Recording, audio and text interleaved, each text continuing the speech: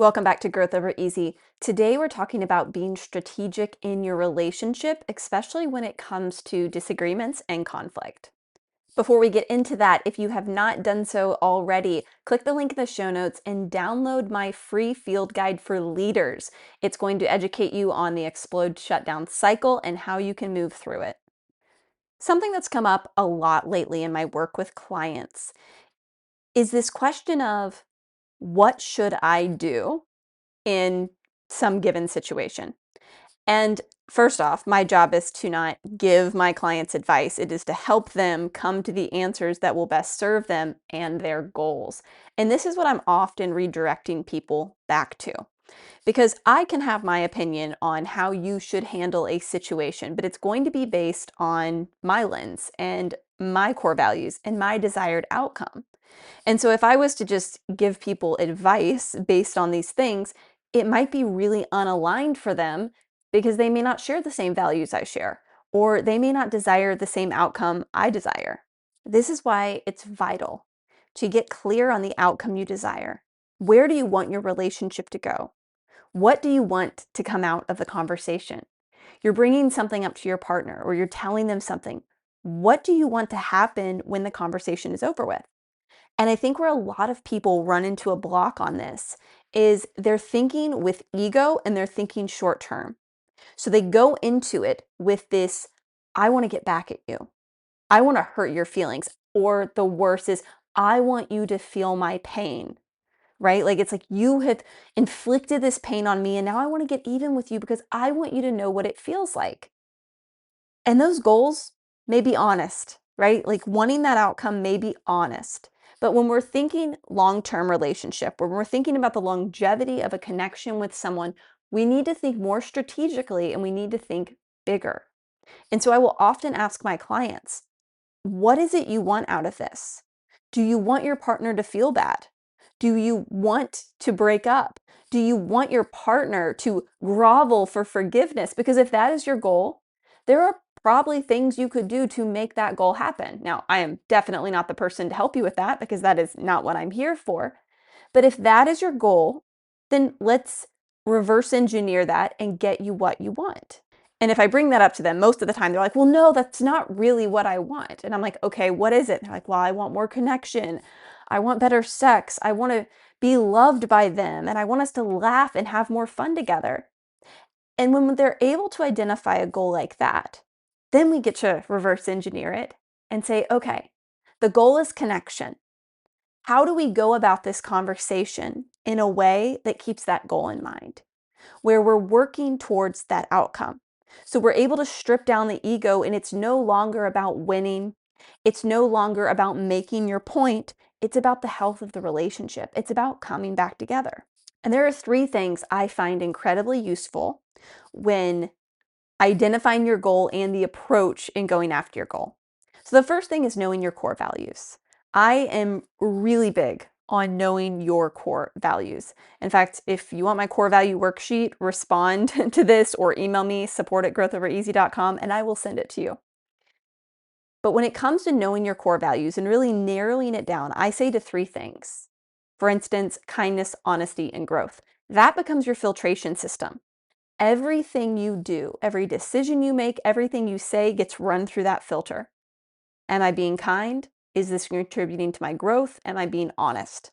Now, yours are likely different than that, right? You haven't gone through the worksheet, or maybe you already know yours, so you can put your own filter on it. But that's the first thing I find really helpful when we're trying to be strategic in how we approach things in a relationship, is having a filtration system that immediately stops us from, again, mine are honesty, kindness, and growth.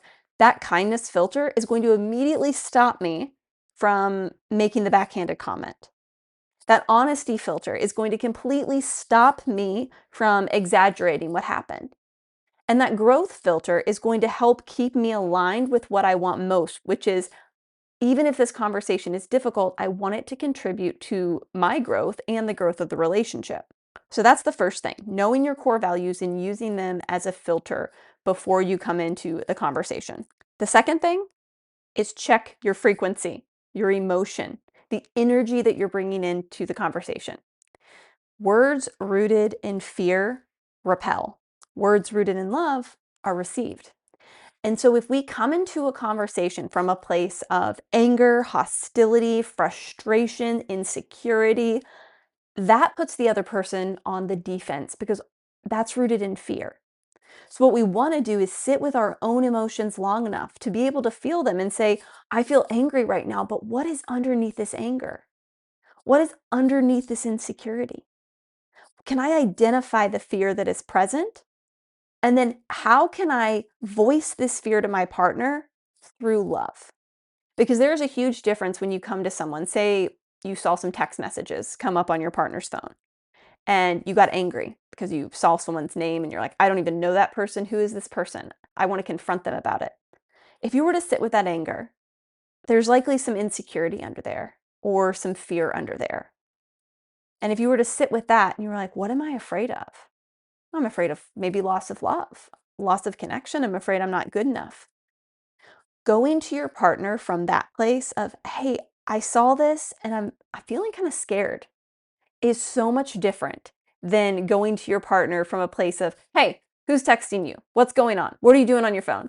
Right? One is attacking and one is saying, hey, I'm going to be vulnerable and let you know that I'm kind of concerned about what I saw and I want to talk about it.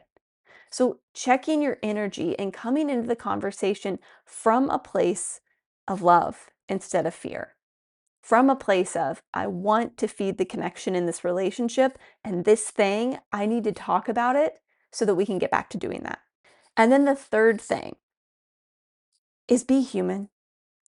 I cannot tell you lately how many times people have told me they have turned to ChatGPT to organize the message they're going to send to their partner. Now, I think AI is great for a lot of things. It can even be pretty good for processing, kind of cognitive processing. But here's a big problem that I have seen. If I feed something like a disagreement with my partner, if I give it to my AI knows me and it is going to be biased. It is going to side with me. And that's a problem. And I see people even, I had a client who was going back and forth with their partner, running everything through ChatGPT. And they showed me the interaction between the two of them. And I'm like, are these two robots talking to each other? Both of you are missing each other because neither of you are being human. And it's kind of crazy because I never thought this would ever be anything I would talk about, how, using ChatGPT to communicate with your partner is a problem, but it is because we forget the humanness of it. Also, if you're having really intense conversations or you are fighting over text message, please stop. There is a reason why fights can get so messy over messages, and that's because you don't have that person in front of you, right? You can't attune to them. You can't see that, oh, those words that look harsh on text are actually coming from a place of fear and sadness because the person in front of me is crying, right? You're not able to pick up on the nuance and on the emotion. So let's stop having long, deep conversations. No more paragraph text messages, please. Let's be humans. Let's connect. Let's use our words, even at the risk of being messy, even at the risk of saying something that may be, quote, wrong. It's far better in your relationship to show up as a human. And when you're using your core values as a filtration system, you're checking your energy before you go into the conversation, and you're taking ownership of your emotions and you're being human, I promise your conflict is going to be resolved so much more quickly. And when you have these three things on the lock, and you then set, this is the goal, this is the desired outcome, you're going to be unbeatable. Your relationship will be able to make it through so many more things because you're playing the long game. You're not making short-term ego-based goals of getting even or making them hurt, making them sorry. No, you're playing long-term love goals of, I want more intimacy, I want more connection. This mountain that it feels like that's in front of us, we can get through it because we are going to be very clear about what outcome we are working towards together. I hope that helps. If you want to get your hands on any of my freebies, head to lillyrachels.com and I will see you next week. I hope you choose growth.